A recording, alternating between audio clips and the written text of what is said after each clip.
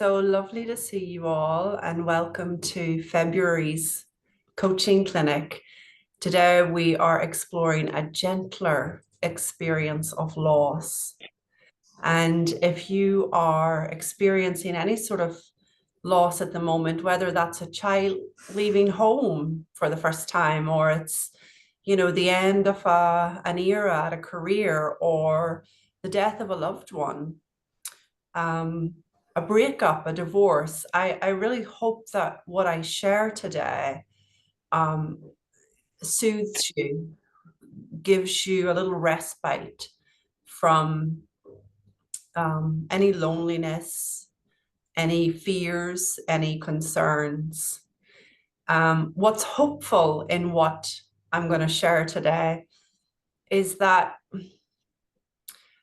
this particular understanding, deepening, has really it's allowed me and others, not just me, but others in my care, clients of mine, to actually navigate loss in a way that doesn't um, pull them down, doesn't leave them in states of terrible grief and depression and loneliness that for some people can really go on for years when they don't really understand this.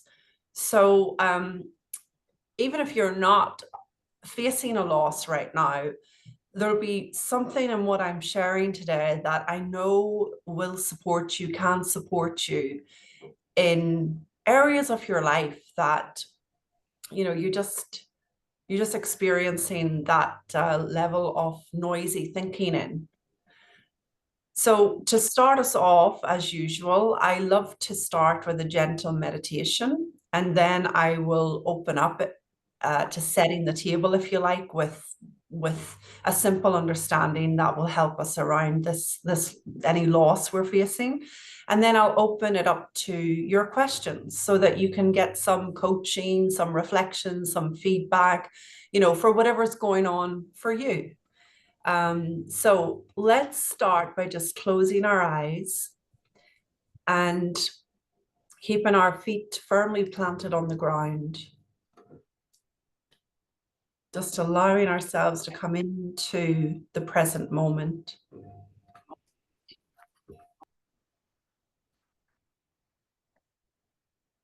Take a couple of breaths in through the nose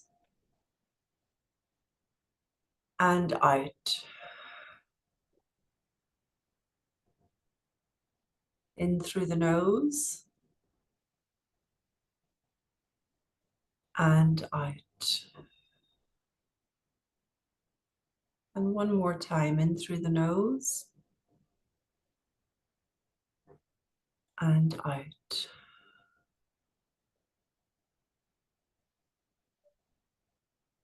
Feeling yourself becoming present to this moment.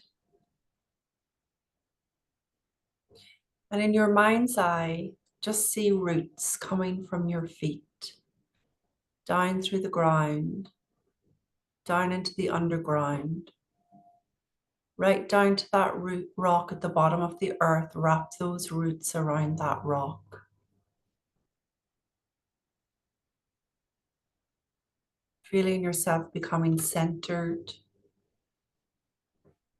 and stabilized.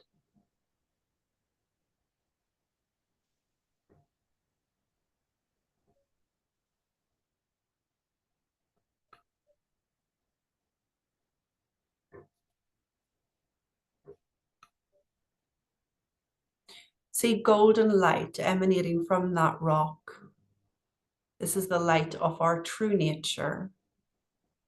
And see that golden light moving up through the rock, through the underground, through the ground, through the floorboards, and into your feet. Set intention that this light would become a healing balm around your body and through every atom and cell. See this light moving now slowly and gently through the feet, into the ankles,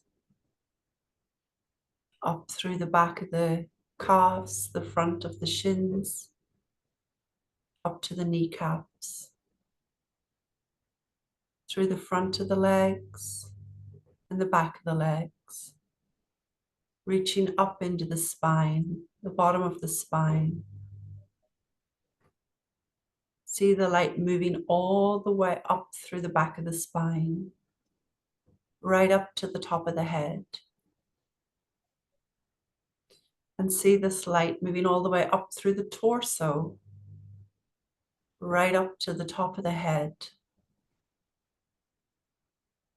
down through the left side of the body, and out through the left arms and hands and fingers, and down through the right side of the body, the right arm, the right hand, and the right fingers, until your whole body is enveloped in this healing elixir of golden light.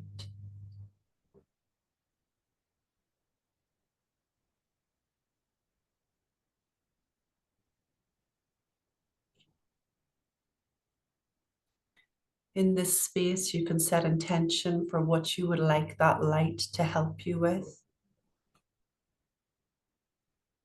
Sometimes this light can support us in lightening up about a loss or a subject or a person.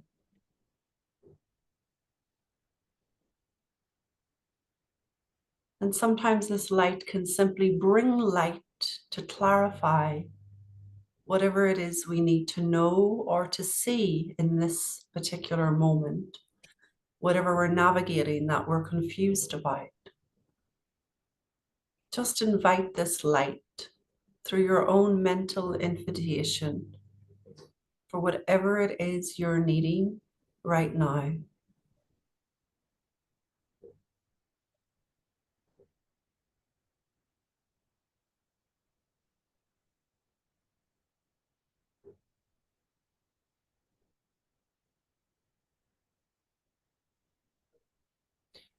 And now in your mind's eye, see a beautiful golden path ahead of you. Step onto that path. And as you begin walking that path, imagine that you are walking into the best, highest version of you. See the old you falling away. It's not that there's anything wrong with her or him. It's just that you're walking along this path towards the version of you that you'd love to experience. How is that version? What are you feeling? What's different about you in your highest version of you? How are you treating yourself?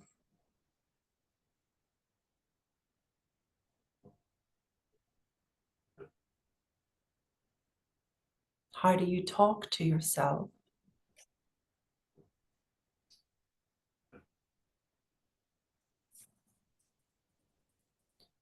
What do you do for yourself in this best version of you?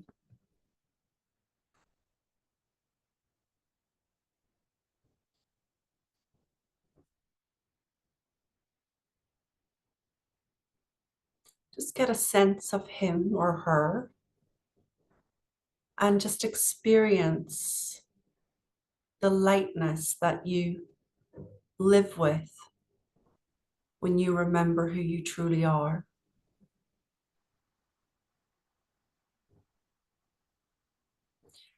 And this beautiful version of you, which is always you, has divine wisdom, knows what she needs, knows what she needs to let go of. knows where she's overdoing it, knows where she's underdoing it. She just has this a perfect wisdom that allows for balance. It's hard to feel that when we're in the midst of a loss. Sometimes we lose sight of balance as we fall into a lot of scattered thinking, a lot of worry, a lot of regret, and a lot of memories.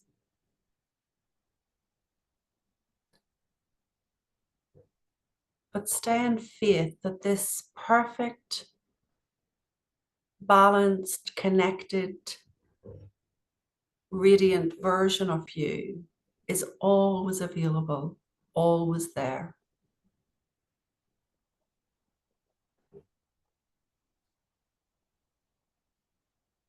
Everything else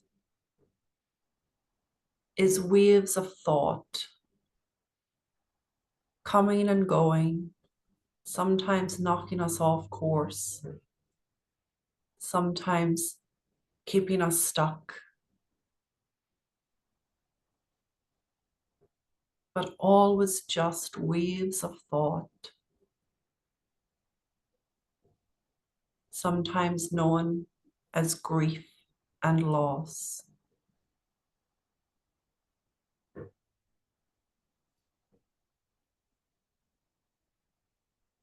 Keep touching that space of this version of you.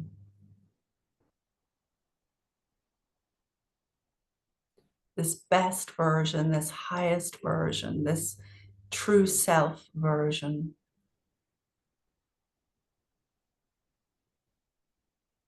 And just appreciate how divinely connected you are with whomever you have lost or whatever you're currently experiencing as a loss.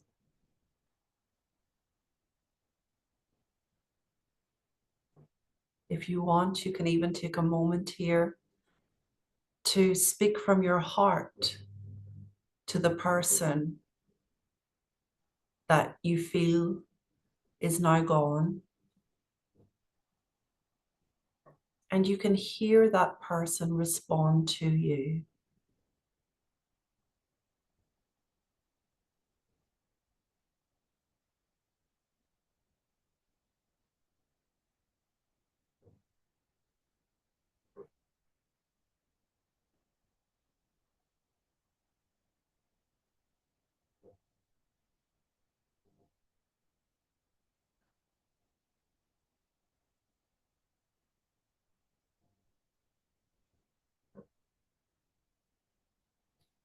Let yourself be soothed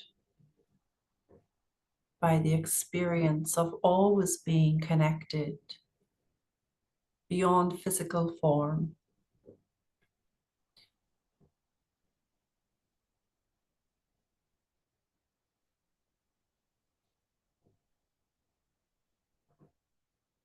Let yourself be soothed by the possibility that even if someone is only 100 miles away, or perhaps someone has decided to leave and start in a new way, you can still speak from your heart and hear their response.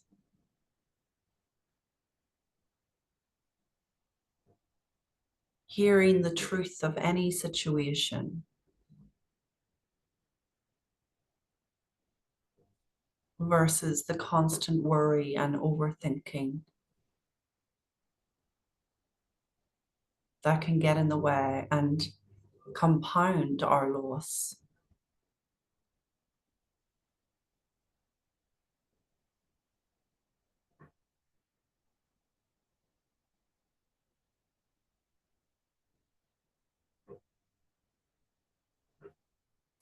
You can do this connection with a pet. You can do this connection with a child. You can do this connection with a partner that left you 20 years ago. It doesn't matter. We're all connected. And as our mind gets still, we can literally talk from our heart to one another, beyond any human drama, beyond anything that happened at the end, beyond any fears we might have about where they are or what they're doing now.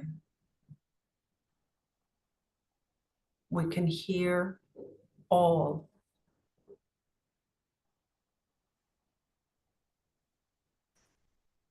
as we settle into our heart. And let's ask for divine healing of that heart chakra, because often when we have experienced a loss, a transition as well, from one form of the relationship to another, often it hits us hardest in our heart. We tend to be thinking a lot, analyzing a lot, in our head a lot, but actually the heart knows. So we can ask the light that's surrounding us now to soothe our heart and to give us the strength to experience love and appreciation for all that was and for all that will be.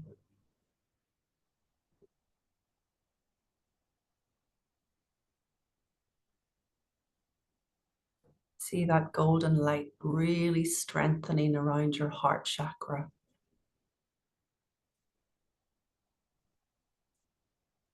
Glittering brilliantly and beautifully, soothing any stress, any anxiety.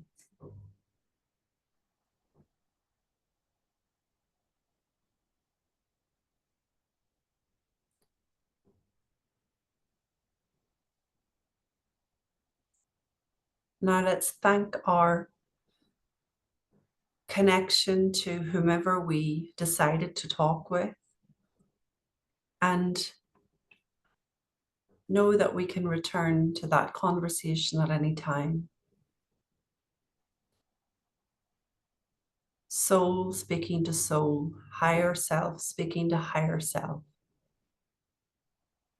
And just begin to walk back down the path, the golden path, staying in this beautiful version, this true self version, this best self.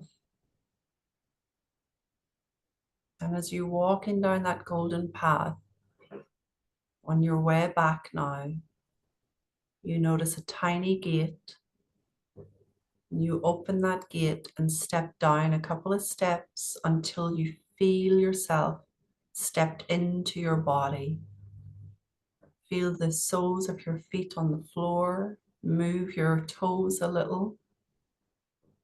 Move your fingers a little.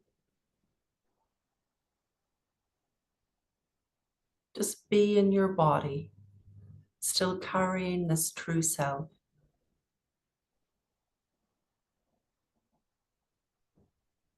And see roots coming from your feet, down through the ground, down into the underground, and right down to that rock at the bottom of the earth. Wrap those roots around that rock.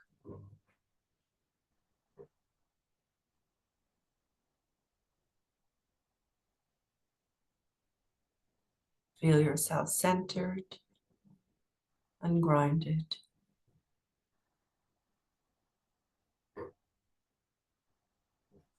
And gently open your eyes coming into the session.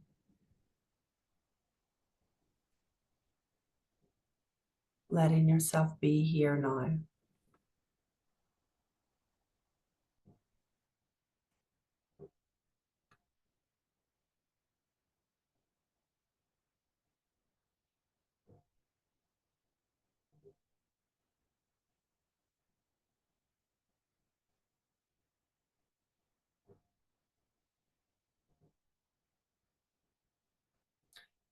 So one of the things that I really underestimated about grief was how exhausting it was.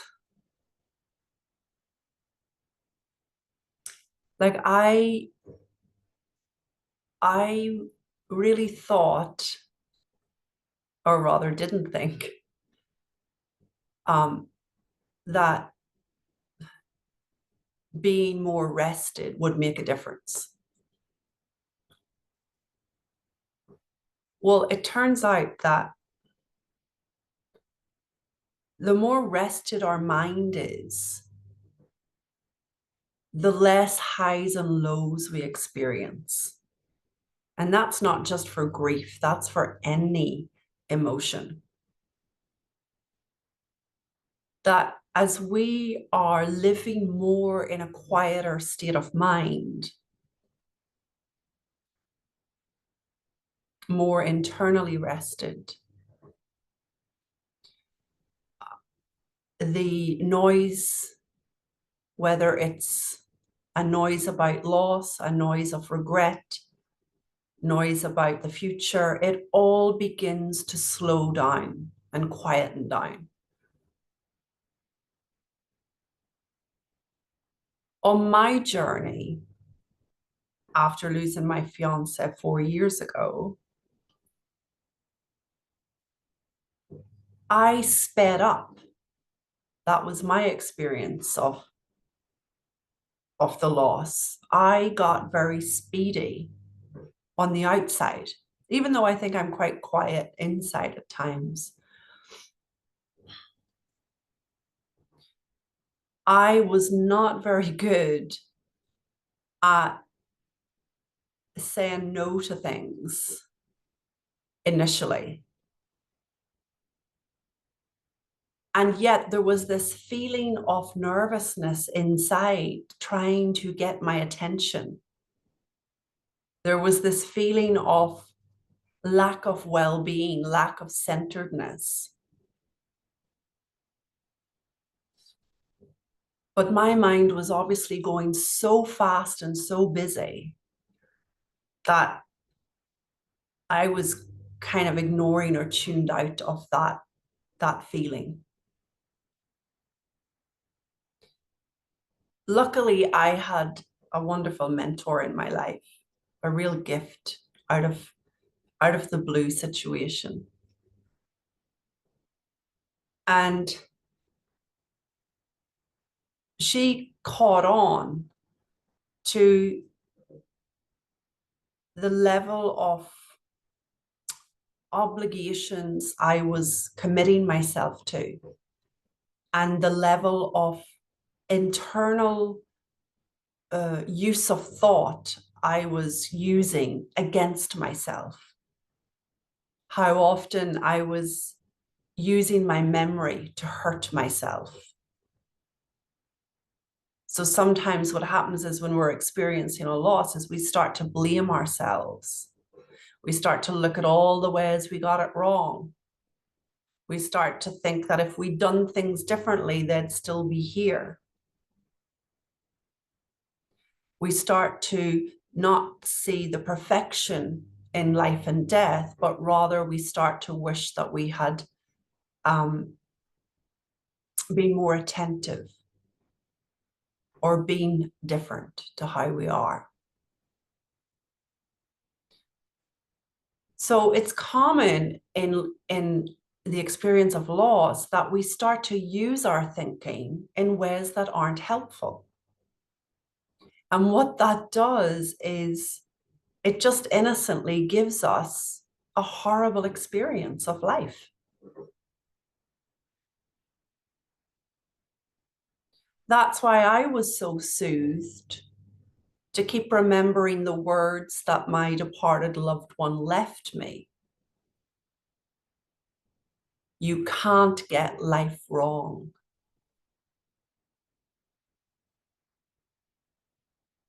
In his death, I heard that so deeply that it soothed me, especially when I would go to my memory to beat myself up with regret. Because, see, we can use our thinking any which way we want. But when we're exhausted mentally, one of the ways we use our thinking is to beat ourselves up, is to think that there's a right way to have done it. Whether that's being a mother, being a girlfriend, being a coach, being a wife, whatever. We can use our thinking and our memory. Memory is thought. We can use our thinking to hurt ourselves. And we are good at doing that when we're really, really, really tired.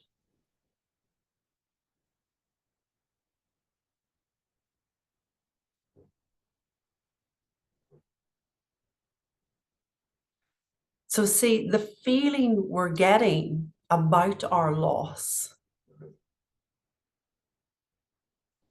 is often an indicator of how tired we are, how mentally revved up we've been living. Not an indicator of how wrong we are or were.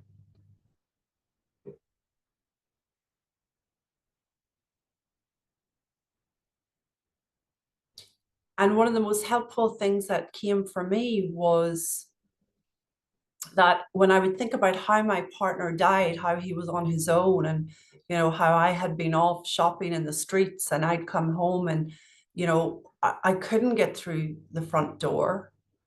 I immediately knew there was something wrong. And I then had to get help from a friend to break down the door to get into the house to find him there dead. And the feeling that would come to me when I would relive that memory in my head, the feeling that would come to me was anxiousness, stressed, upset, tension. And I thought that meant something about his death. Oh, remember her partner that died? Turns out I forgot. I forgot that the feeling we're experiencing is telling us about how we're using our thinking. It's not telling us something awful happened. It wasn't telling me that the way he died was absolutely tragic and awful and wrong, and it must have been a terrible experience. It was simply a feeling alerting me to my misuse of thought. Now, the only way we keep an experience alive is to keep going over it. So guess what the freedom is around grief? We don't have to keep going over and over and over and over it. And as our mind is a little more rested inside, a little quieter inside, we're taking care of us on the outside, and we're getting a little quieter inside. As we're getting quieter inside, we're less likely to misuse our thinking and live in memories of upset and loss.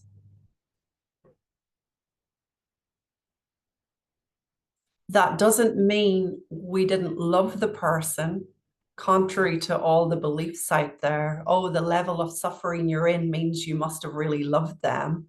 No, it doesn't. Suffering and love have no relationship. The level of suffering we're in is the level of thinking we're reliving over and over and over again.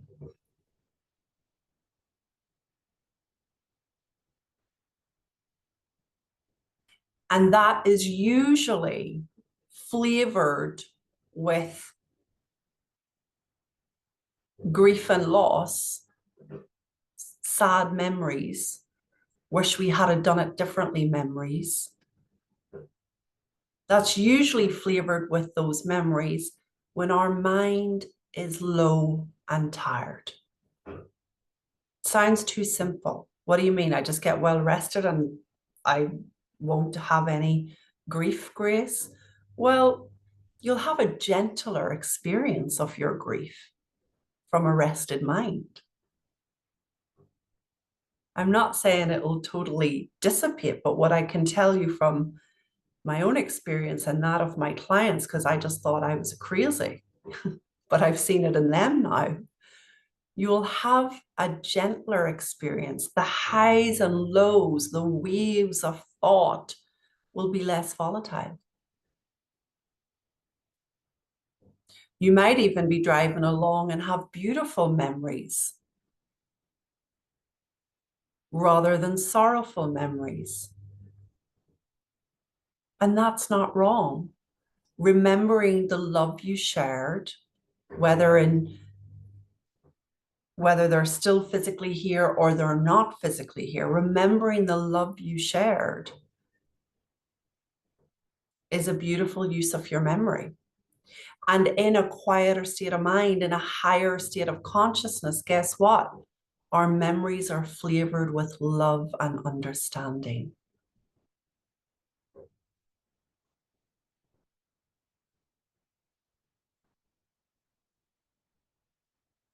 So what if the next time you're feeling deep regret, deep loss, deep grief, wish I'd done things differently? Or what if you're feeling loneliness, you're feeling tension, you're feeling upset? What if you could start to see that those feelings are inviting you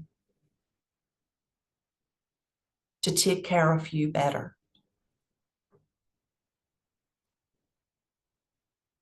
That those feelings are letting you know that your state of mind is low. That's all.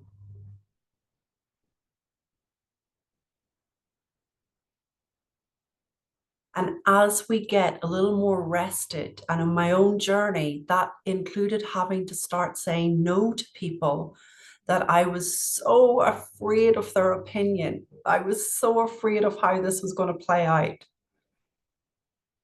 I was completely,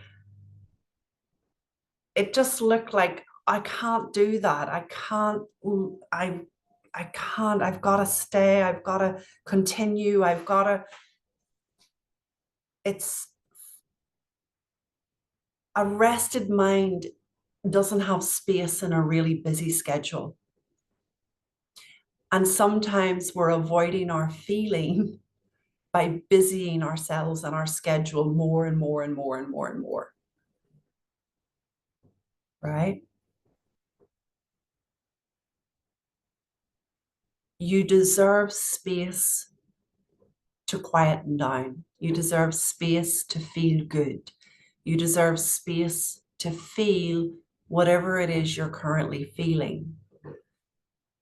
And part of that will be about making that space. And sometimes saying no. I'd love to check in with you, make this relevant to you. Does anyone want to come on and help us make this relevant? Any questions, any comments, anything you're realizing, anything you didn't see but you now see? Danielle, thank you, sweetheart. Thank you. Very helpful, very timely. And I'm trying to, and so much of what you said is really resonating with me. So, and I'm trying to wrap my head around this. So, my mom passed not quite a month ago, but almost. And that was a space where I was able to create space. There's lots of space, which I'm very, very fortunate for. And since then, though, the rest of my world is like not world, no. So my work is chaos. Like there's just like a lot of chaos, and then I'm angry, and I'm not my best self. Like I'm just like yeah, and I'm tired. I guess I didn't realize it until that meditation. I can normally get my brain to calm down. I'm like, holy smokes, it isn't. And then I'm like, whoa, I'm like really tired. I think I'm gonna fall asleep. Like the meditation was like, oh, no, no, no, you need this. So I'm trying to grapple with like being mentally revved up, took notes. Yeah, I'm just trying to grapple with that in the context of like trying to say, no, I don't think I'm creating chaos. I don't think I'm creating chaos, but there's so much that I'm being pulled into, so much I need to do. Like it's just way more chaotic right now than it was before. And that's on top. That's let alone with like all the busyness I need to do to help with my mom's estate, and do all that stuff. Like this is even separate from that. So I'm trying to l- like if I bring this up myself, I'm trying to figure that out. Like I don't know. Yeah. How how did you know you needed to stay and do the meditation? Um, I knew that I needed to I know coming out of it, I like the feeling of calmness afterwards that it was harder for me to like quiet my mind, like much harder than normal, Mhm. but with time I could. But I knew that I needed the quieter space that I get after that. Yeah. See, that's the gold right there, Danielle. Hmm. You know what's happening. You don't have to be afraid that it's going to all spiral out of control. You have such a powerful awareness of this is what I need. Oh, my mind's busier than I thought it was. Well, of course it's going to be, right? It's going to be. See,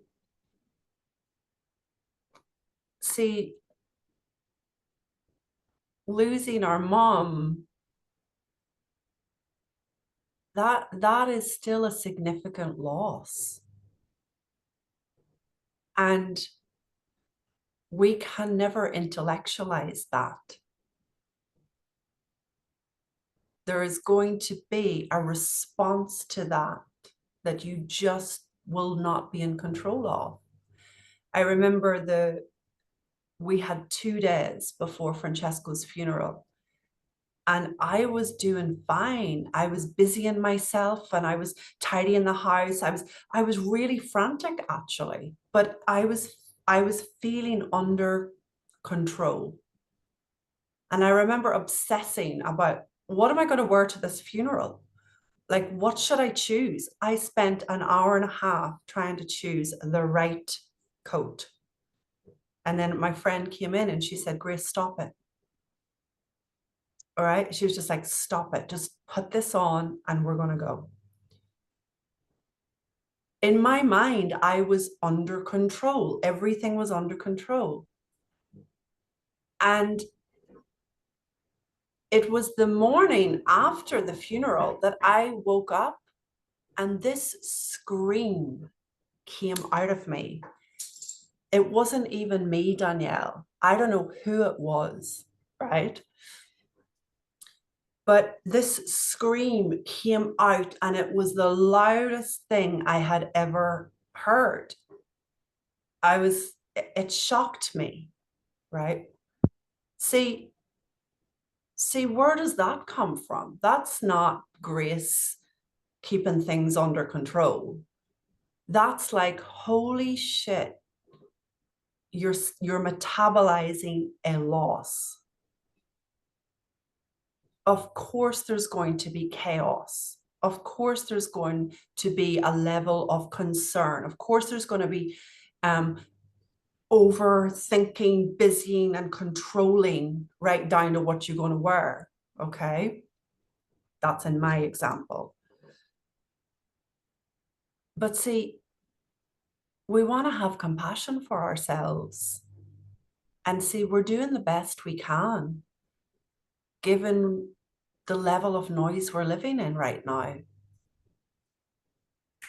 And why wouldn't we be living in a level of noise when we've lost someone that we've loved? So I just want to point to, there's nothing wrong with what's going on here. The external is not where you want to look. You don't want to be judging any chaos, worrying about any chaos. You want to just be noticing, wow, my wisdom is still functioning at a very high level. It got me to sit through a meditation. It got me to stay in a meditation and notice the noise in my head. It's got me to show up here. It's got me knowing that I've got space to handle things, right? What are you noticing for yourself as you smile? So there's so many things I guess I'm not aware of what you said, but a lot of that is the I so words are control, wisdom, space, grace, chaos, control again. So that's what comes to mind.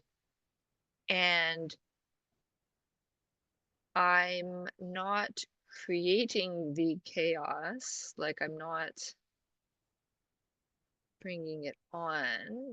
I mean, you said earlier it's harder to handle all this when there is just more chaos. But by the same token, maybe that is what I'm also grasping to. Like I haven't opened, there's things I've been avoiding. I've got a whole stack of cards people have sent me. I haven't opened them. A whole bunch of emails, people have, like nice stuff. People have written me, haven't opened them. Like I've got only yesterday did I post like something to let people know. Like I've also been like really avoiding that. Like that's just I guess fact because I've got a stack of things. And then that made me realize thinking about the control. So it's like, what if, I guess instead if I were just to I don't know, let go of the control. Like uh um, that's that. Well, Danielle, you're off the hook. I mean, you lost your mother. Everyone can wait. Everything can wait.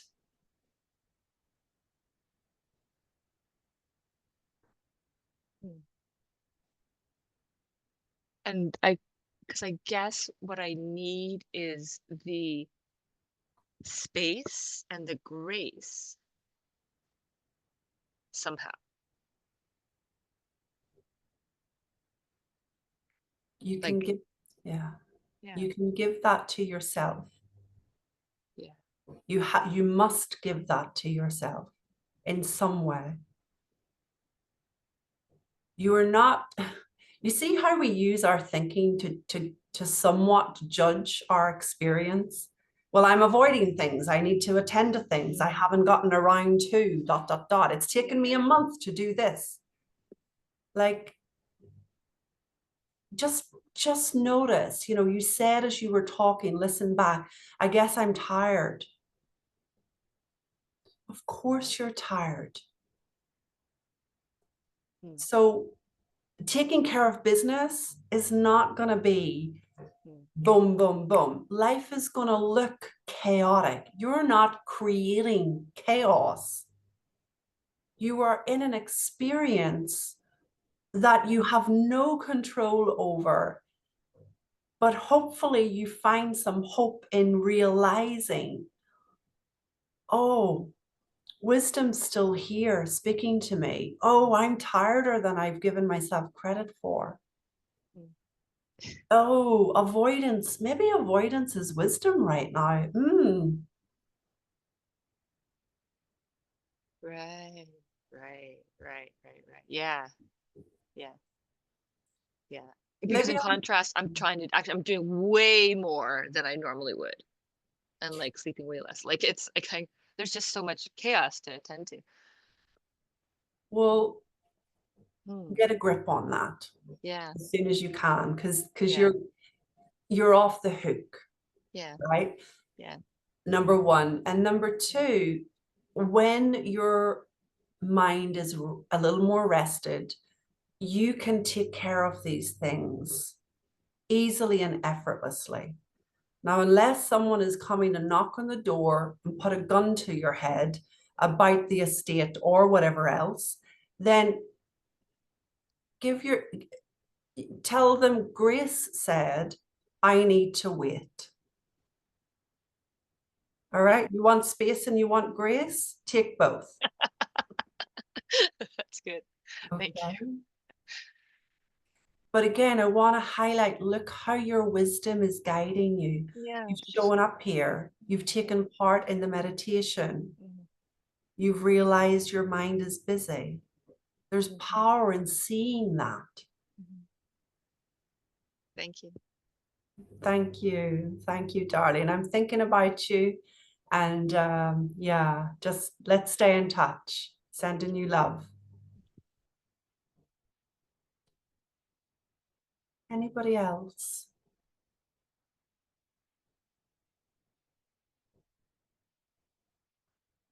Anything you're navigating or experiencing?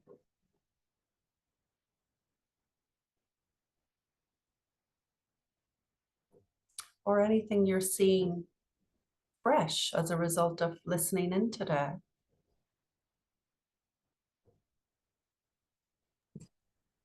I'll speak, Grace, please. Go ahead, Pat. Thank you. Yes, as you know, my hubby passed away. Well, it's making me try 3 years ago, Yeah. and it was a shock. It wasn't expected, like yours a bit, Grace. And we've been together 51 years, and there was a lot of chaos because,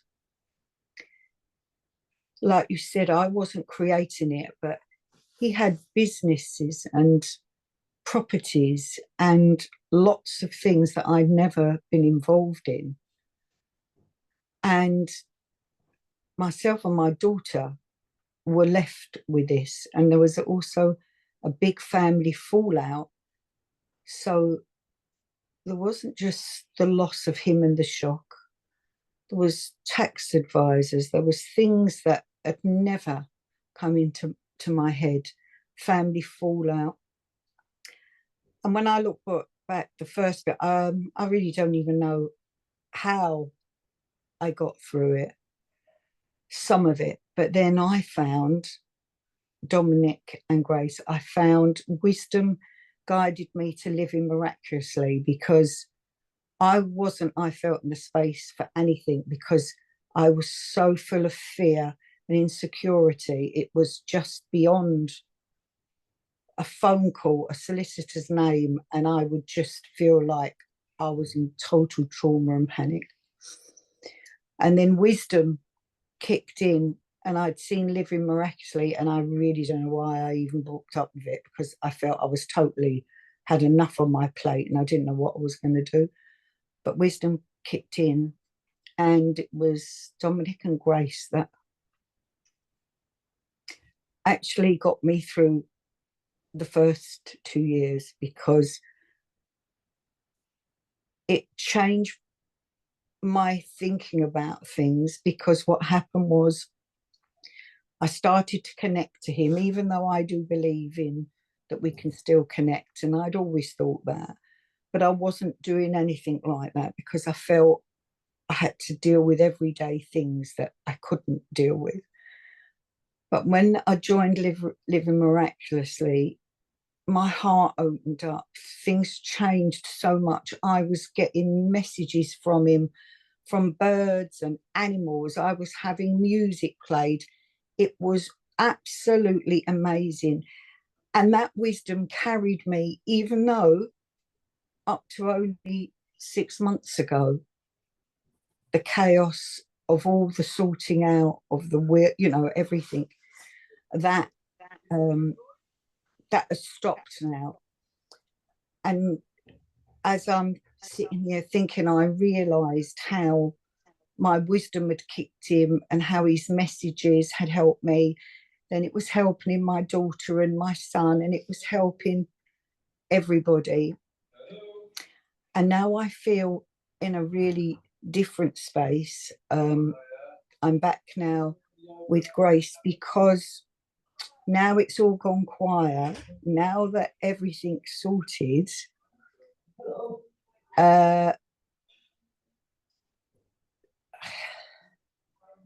now I will be living a life differently. I will be living a life without him by me. And I'm glad now I'm back with Grace because I'm finding that, a strange place with everything being okay now.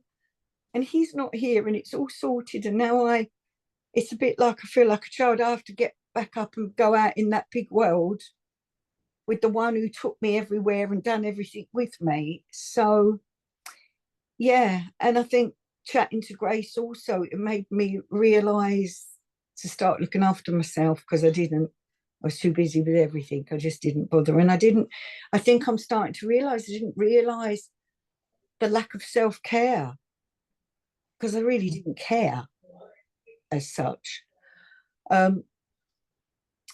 Sorry, I've lost a little bit of my track now. But yeah, I think I was talking to Grace the other day, and I think also I did not allow myself to really cry because I just could not afford to cry because I had to deal with so much. And then I think Grace pointed out to me the way I was also using my thinking against myself. And also now it's like I've given myself permission and it's okay to be sad and to sometimes cry for no reason. I was at a Zumba class, the first class since he passed away, and they put on a sad song. And then I start crying in the Zumba class. I didn't expect it.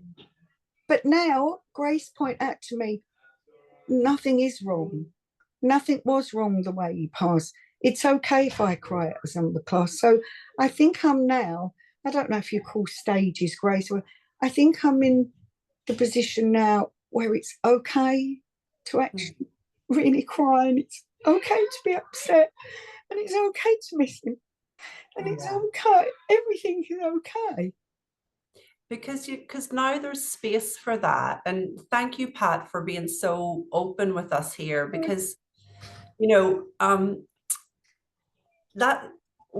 that's what I mean about we want to have compassion for where we are.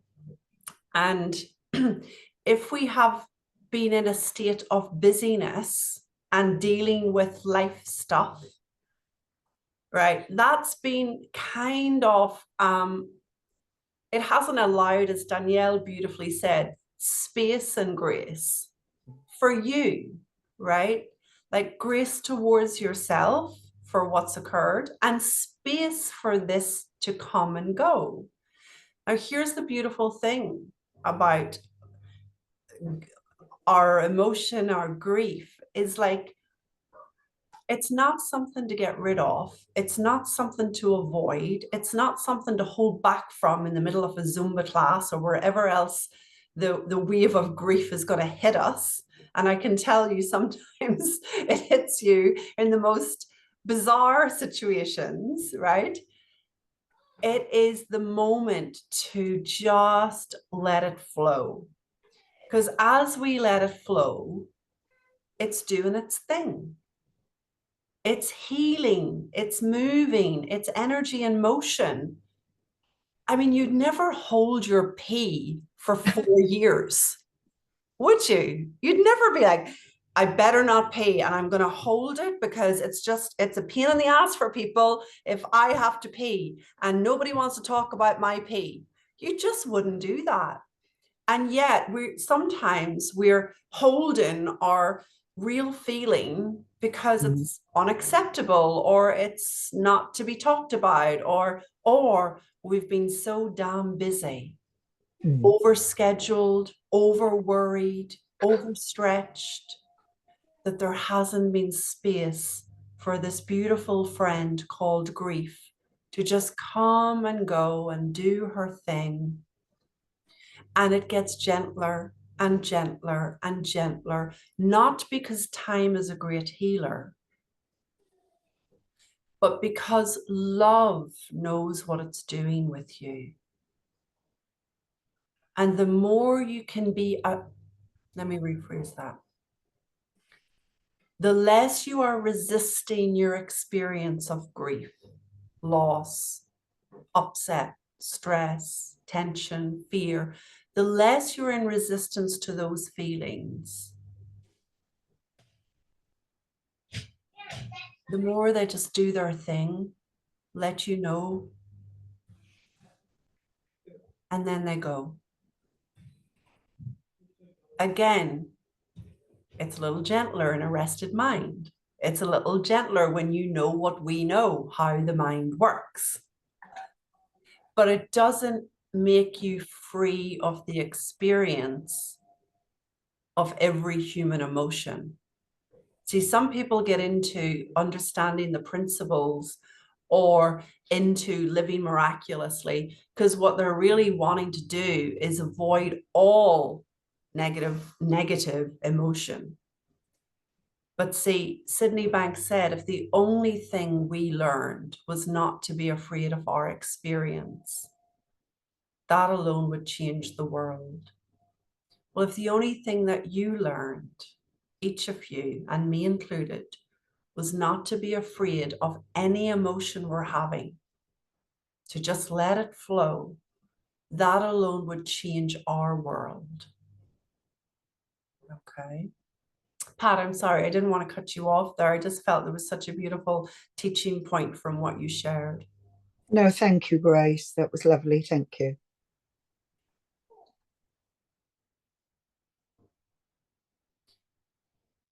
Andrea, we can take a quick connection. Go ahead, darling. Oh, you're muted. Okay, is that better? Yes, thank you. Okay. Hi, everyone. Thanks for sharing. I lost my mom too, but it's been years, and that's not the grief that I was curious about today. The grief that I'm curious about is more like chronic grief, where maybe somebody didn't die, but maybe a relationship ended, like when my marriage ended, or now I have a grown son who lives out of state, and we don't have an opportunity to be together. And it does feel like a tremendous loss. It's a transition. I think when we lose someone or relationships change, who we are changes. And then we have to become reacquainted with who we are now. And so I guess my question is more about like, I think there's that tragic loss when there's a death.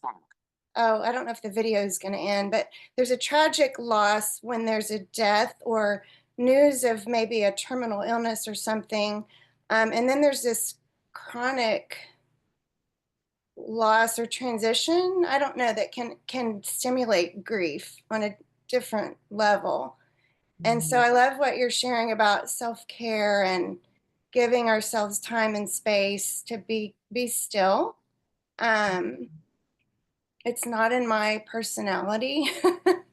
I'm more of I have a tendency to like get busy. But maybe just how do we invite that spaciousness and that our new self to emerge in a less contrived or intentional way, but just being with what is and more curious about what is becoming. It's okay, like it's different. and it's also okay. Yeah. It could be even better. You know, I don't know if anyone else has grown children, but the transitions in my life that have separated me from my children, whereas it was the divorce, I was tremendously in grief over that. Even though the divorce was needed, I was in a toxic relationship, but I was in grief over it because it was still a division of our family and a loss. Um, and letting that, I've always tried to brush it aside and like my loss isn't good enough or big enough, or my grief isn't important. Um, Nobody died, you know. Yeah. So But you can see, Andrea, how innocently we can use our thinking against ourselves.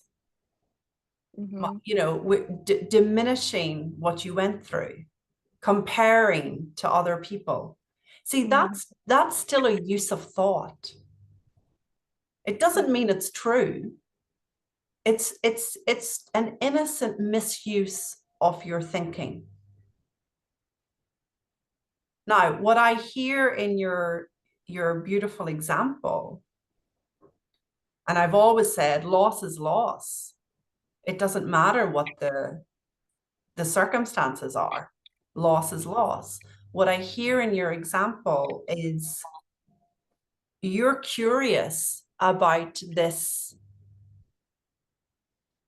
connection to this emergence of you, who you are now. You're right. You said it so beautifully that we lose someone, or we lose the way we were. And so we have to get reacquainted with this new version, right? And of ourselves and our lives. yeah, and we just want patience with that. You know, I would invite you to stop diminishing your loss and to get in touch with it a little more if you have been comparing it to others. I would invite you to allow it to be your friend, to share with you the gifts it has to share with you, because it does. And Yeah. I would be wary of labeling myself or evaluating myself as having something chronic. Yeah. See, grief is It's the new. waves of thought, Mhm. and waves of thought come and go, come and go, come and go. It's the human experience. And see, there's nothing chronic about that. Yeah. There's nothing wrong with that. And we can find a million directions that will tell us there's something to work on here. You need to deal with the past.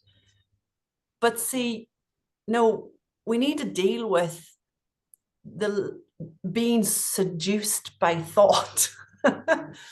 Right? We kind of need to just catch ourselves when we're in the act of believing everything we think. And we Yeah. want to be in touch with how we feel. So, you know, only you can determine how to be in touch with that and to allow that to become a friend for you rather than a foe. Yeah, I think I have some ideas. I think a lot of my sadness is actually missing myself and Mm. who I was, you know, before I went back to work, when I got divorced and I gave up so many aspects of who I am to become who I needed to be as a successful woman, you know, who commands a high enough level of income to support my family. And it's like I miss some of the things about who I used to be. So gathering up some of those things and rebirthing them, and maybe in a new and different way. Like I can still entertain, I can still, you know, do these things. It might look different now, but it can still be, it is still part of who I am. Yeah, Those are yeah, things I love. I want to do them still. yeah. So Well, that sounds like a beautiful direction for you and a wonderful insight. And if I can be of service, that's for anyone who's here. If I can be of service, if you would like to connect and have a one-off session or a few sessions, this happens to be an area that I'm helping people in more and more and more. Yeah. And having received support from someone who had gone through loss, I can tell you there's quite a difference when you're mentoring with someone who knows those waves of thought. So feel free to be in touch. I'm sorry there's not more time. I could go deeper, but we've gone over time. So feel free to reach out, gracefulcoaching@gmail.com. Martine, if you want, you can write to me privately, sweetheart. It was not, it was just a nice story about grief, actually. Okay, So, I'm yeah. sorry. Post it in the group. Post it in the group. All right, everybody. Thank you for your presence. Thank you for being here. I'll see you next month and take care.